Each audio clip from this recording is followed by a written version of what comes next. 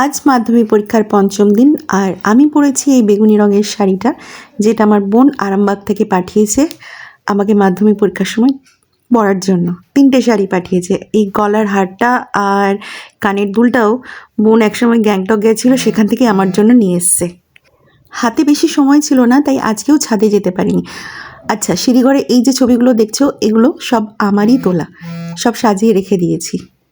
জানোই তো আমি ছবি তুলতে খুব ভালোবাসি, তো বেরিয়ে পড়েছি। ওই যে আমার সাঙ্গপাঙ্গ সব, তাদের সাথে দেখা হয়ে গেল। আর রাস্তায় যেতে যেতে এই ফুলটা চোখে পড়লো, কি সুন্দর রং না।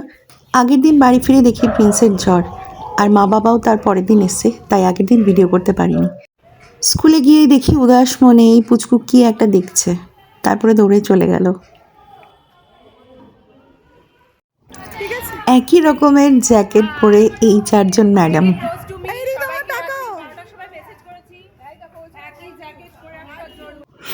আমরা সবাই।